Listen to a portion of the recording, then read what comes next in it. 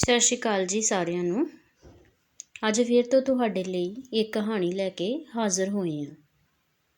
ਕਹਾਣੀ ਦਾ ਨਾਂ ਹੈ ਮੋਹ ਉੱਤੇ ਹੱਥ, ਜੋ ਕਿ ਲੇਖਕ ਰਘੁਬੀਰ ਢੰਡ ਜੀ ਦੀ ਲਿਖੀ ਹੋਈ ਹੈ।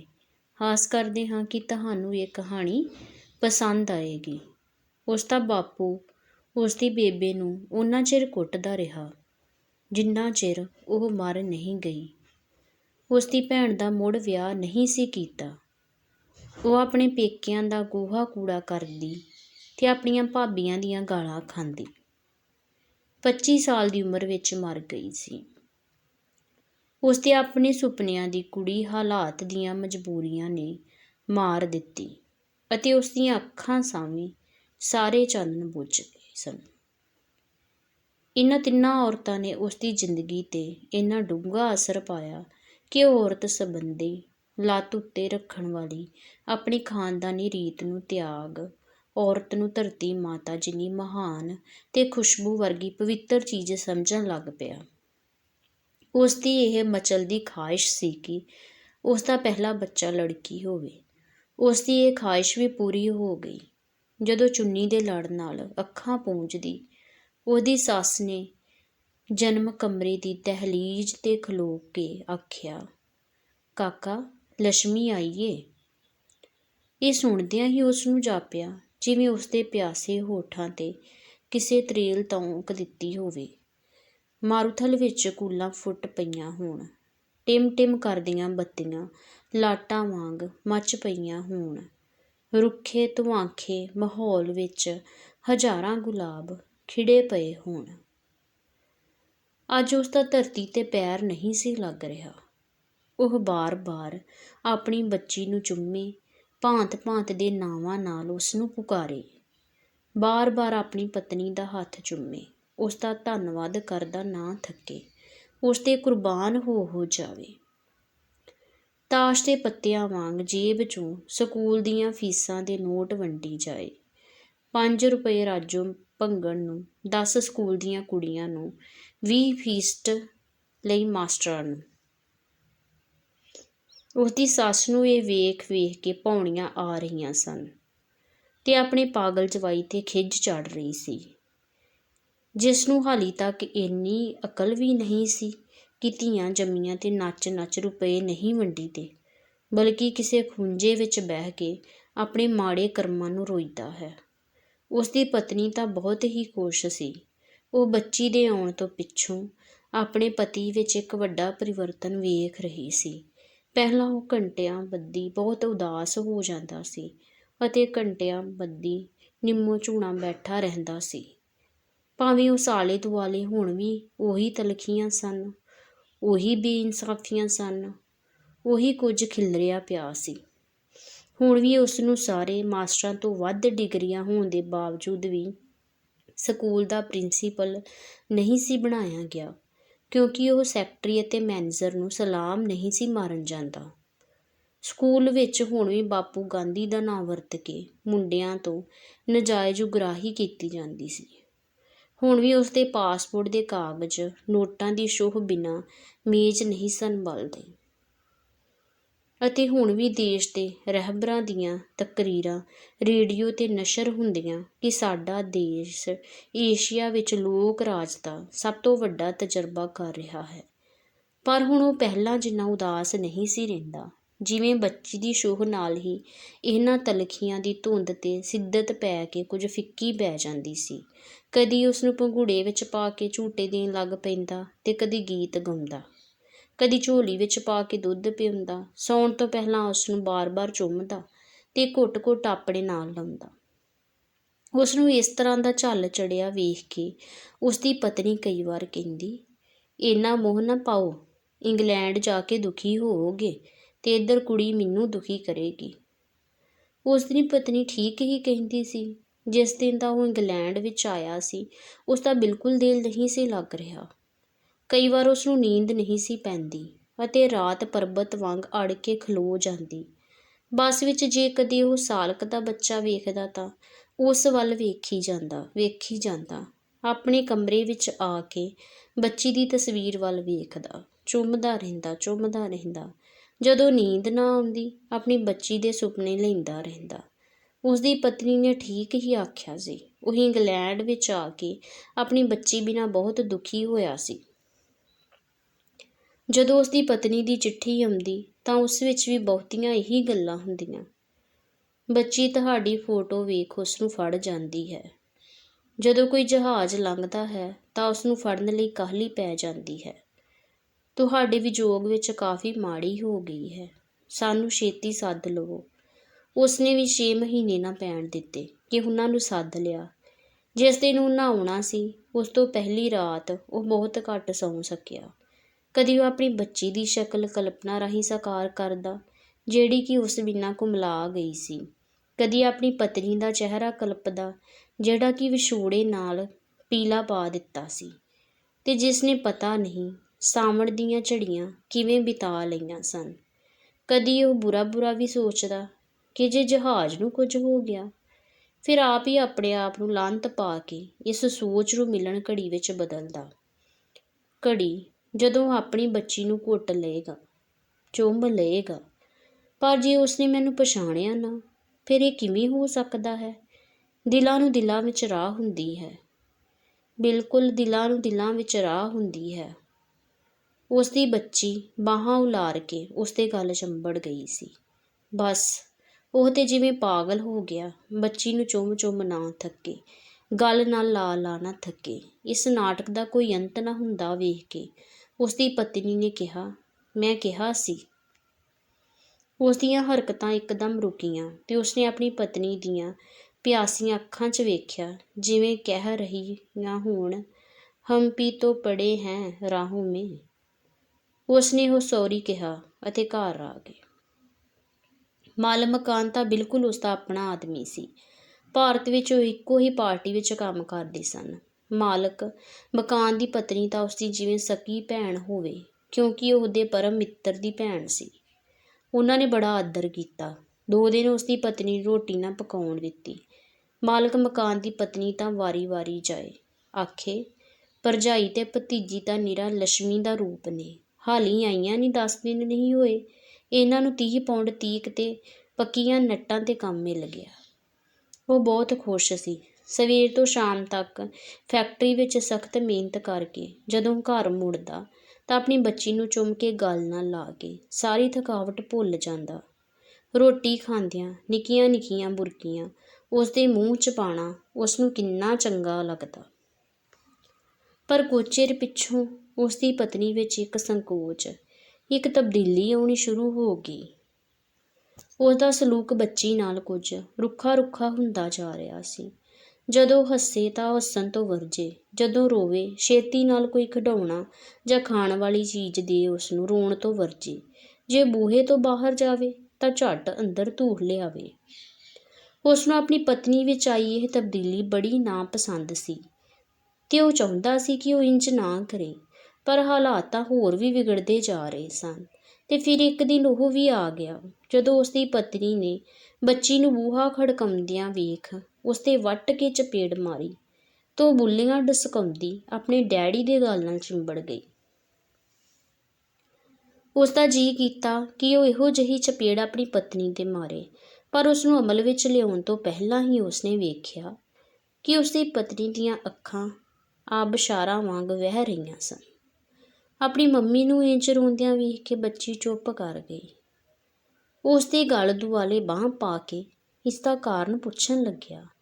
ਉਸਦੇ ਬਾਰ ਪੁੱਛਣ 'ਤੇ ਉਸਦੀ ਪਤਨੀ ਨੇ ਦੱਸਿਆ, ਮਾਲਕ ਮਕਾਨਣੀ ਕਹਿੰਦੀ ਹੈ ਤੁਹਾਡੀ ਕੁੜੀ ਬਹੁਤ ਉੱਚੀ ਹੱਸਦੀ ਹੈ, ਬਹੁਤ ਉੱਚੀ ਰੋਂਦੀ ਹੈ, ਡੋਰਾਂ ਖੜਕਾਉਂਦੀ ਹੈ ਤੇ ਇਹਨਾਂ ਦੀ ਨੀਂਦ ਖਰਾਬ ਹੁੰਦੀ ਹੈ। ਮੋਠਾਂ ਦੀ ਦਾਲ ਨਾਲ ਗੈਸ ਬਹੁਤ ਜਲਦੀ ਹੈ। ਪਤਨੀ ਦੀਆਂ ਗੱਲਾਂ ਹਥੌੜੇ ਵਾਂਗ ਉਸਦੇ ਦਿਮਾਗ 'ਤੇ ਲੱਗੀਆਂ ਤੇ ਉਸਦੇ ਤਨ ਬਦਨ ਨੂੰ ਜਿਵੇਂ ਅੱਗ ਲੱਗ ਗਈ। ਇਹ ਤੇ ਕਦੀ ਵੀ ਨਹੀਂ ਸੁਣਿਆ, ਨਹੀਂ ਕਿ ਹੱਸਣ 'ਤੇ ਪਾਬੰਦੀਆਂ, ਰੋਣ 'ਤੇ ਵੀ ਪਾਬੰਦੀਆਂ।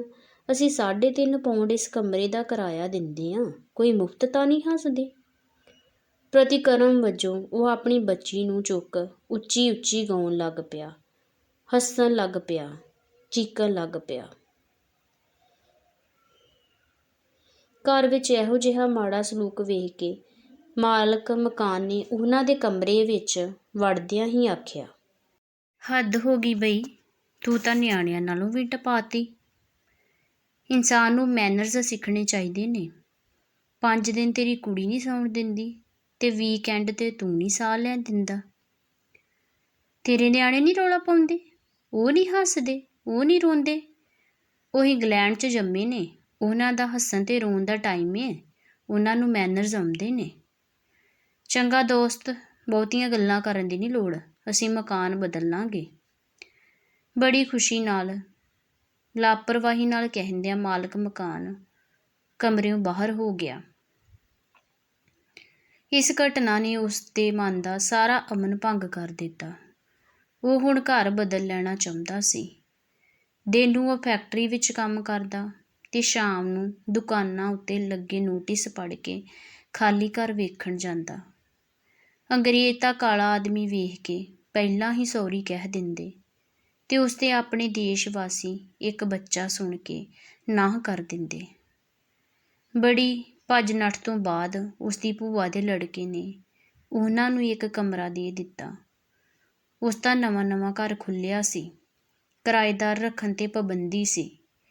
ਇਸ ਲਈ ਉਸਦੇ ਭਰਾ ਨੇ ਕਿਹਾ, ਜੇ ਕੋਈ ਚੈੱਕ ਕਰਨ ਆਵੇ ਤਾਂ ਇਹੀ ਆਖਣਾ ਕਿ ਅਸੀਂ ਪ੍ਰਾਹੁਣੇ ਹਾਂ ਤੇ ਕੁਝ ਦਿਨਾਂ ਤੱਕ ਚਲੇ ਜਾਵਾਂਗੇ।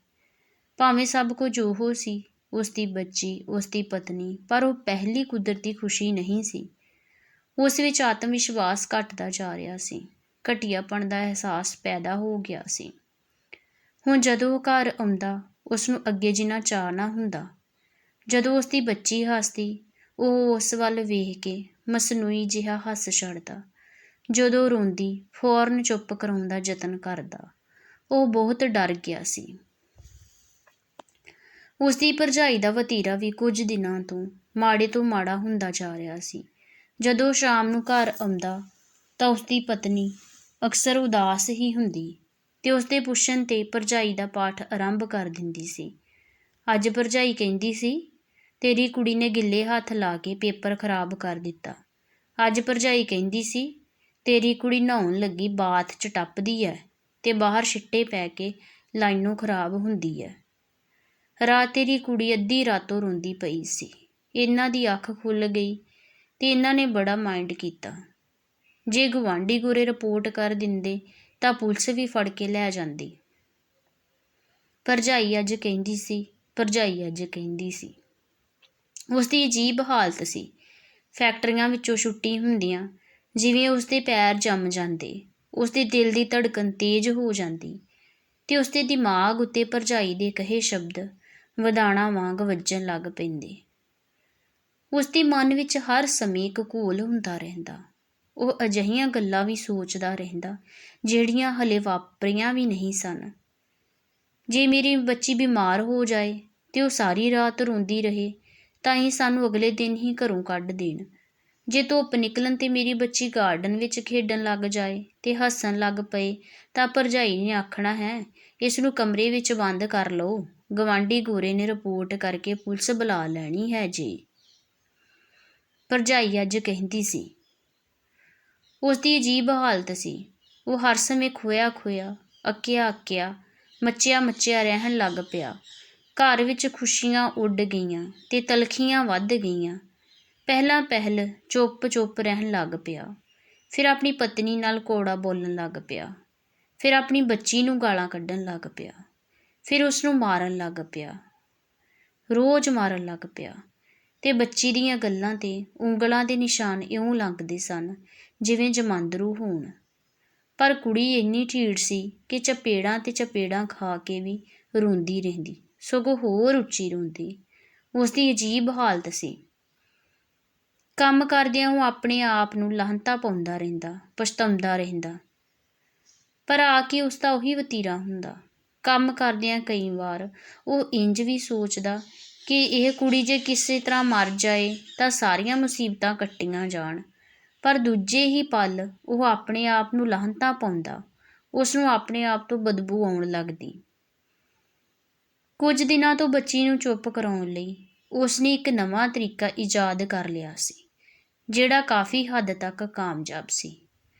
ਜਦੋਂ ਉਸਦੀ ਬੱਚੀ ਰੋਂਦੀ ਤਾਂ ਉਹ ਦਬਕਾ ਮਾਰਦਾ, ਚੁੱਪ। ਜੇ ਉਹ ਹੋਰ ਉੱਚੀ ਰੋਣ ਲੱਗ ਪੈਂਦੀ ਤਾਂ ਉਹ ਉਸਦੇ ਮੂੰਹ ਉੱਤੇ ਹੱਥ ਰੱਖ ਕੇ ਉਸਦੀ ਚੀਕ ਅੰਦਰ ਹੀ ਨੱਪ ਦਿੰਦਾ। ਬੱਚੀ ਦੀਆਂ ਅੱਖਾਂ ਲਾਲ ਹੋ ਜਾਂਦੀਆਂ ਤੇ ਗਲ ਦੀਆਂ ਨਾੜਾਂ ਖੜੀਆਂ ਹੋ ਜਾਂਦੀਆਂ, ਸਾਹ ਰੁਕ ਜਾਂਦਾ। ਕੁਝ ਦਿਨਾਂ ਦੇ ਇਸ ਤਜਰਬੇ ਨੇ ਆਪਣਾ ਹੀ ਰੰਗ ਵਿਖਾਇਆ ਕਿ ਬੱਚੀ ਉੱਕਾ ਹੀ ਹੱਸਣੋਂ ਬੋਲਣੋਂ ਹਟ ਗਈ। ਉਹ ਜਿਵੇਂ ਇੱਕ ਪੱਥਰ ਹੋਵੇ। ਇਸ ਹਾਲਤ ਨੇ ਉਸਨੂੰ ਤੇ ਉਸਦੀ ਪਤਨੀ ਨੂੰ ਹੋਰ ਵੀ ਦੁਖੀ ਕਰ ਦਿੱਤਾ। ਉਸਦੀ ਪਤਨੀ ਦਿਲ ਘਟਣ ਦੀ ਸ਼ਿਕਾਇਤ ਕਰਨ ਲੱਗ ਪਈ। ਉਹ ਅੱਠੇ ਪਹਿਰ ਆਪਣੇ ਆਪ ਨੂੰ ਕੋਸਦਾ ਰਹਿੰਦਾ। ਉਸਦੀ ਪਤਨੀ ਭਾਵੇਂ ਆਪ ਬੜੀ ਔਖੀ ਸੀ, ਪਰ ਉਸਨੂੰ ਆਪਣੇ ਪਤੀ ਦਾ ਬਹੁਤਾ ਫਿਕਰ ਰਹਿੰਦਾ, ਜਿਵੇਂ ਹਿੰਦੁਸਤਾਨੀ ਔਰਤਾਂ ਨੂੰ ਹੁੰਦਾ ਹੈ। ਉਹ ਹਰ ਸਮੇਂ ਕੋਈ ਰਾਹ ਲੱਭਦੀ ਰਹਿੰਦੀ। ਇੱਕ ਸ਼ਾਮ ਰੋਟੀ ਖਾਣ ਤੋਂ ਬਾਅਦ ਉਸਦੀ ਪਤਨੀ ਨੇ ਗੱਲ ਤੋਰੀ, ਜੇ ਆਪਾਂ ਗੁੱਡੀ ਨੂੰ ਇੰਡੀਆ ਤੋਰ ਦਈਏ ਤਾਂ ਇਹ ਆਰਾਮ ਨਾਲ ਮੇਰੇ ਮਾਂ-ਬਾਪ ਕੋਲ ਰਹੇਗੀ। ਉਹ ਅੰਤਾਂ ਦਾ ਚਾਅ ਕਰਦੇ ਨੇ। ਪਤਨੀ ਦੀ ਗੱਲ ਸੁਣ ਕੇ ਉਸਨੇ ਆਪਣੇ ਆਪ ਨੂੰ ਇਉਂ ਸਾਵਧਾਨ ਕੀਤਾ ਜਿਵੇਂ ਪੱਥਰ ਵਿੱਚ ਜਾਨ ਪੈ ਗਈ ਹੋਵੇ। ਉਸਨੇ ਆਪਣੀ ਪਤਨੀ ਦੇ ਹੱਥ ਫੜ ਕੇ ਬੁੱਲ੍ਹਾਂ ਨਾਲ ਲਾ ਲਏ। ਦੋਵੇਂ ਉੱਠ ਕੇ ਸੁੱਤੀ ਪਈ ਬੱਚੀ ਨੂੰ ਤੱਕਣ ਲੱਗੇ। ਬੱਚੀ ਜਿਵੇਂ ਕੋਟ ਵਿੱਚ ਇੱਕ ਪੱਥਰ ਪਿਆ ਹੋਵੇ। ਉਹਨਾਂ ਇੱਕ ਬੰਦਾ ਵੀ ਲੱਭ ਲਿਆ ਜਿਸ ਨੇ ਅਗਲੇ ਮਹੀਨੇ ਇੰਡੀਆ ਜਾਣਾ ਸੀ।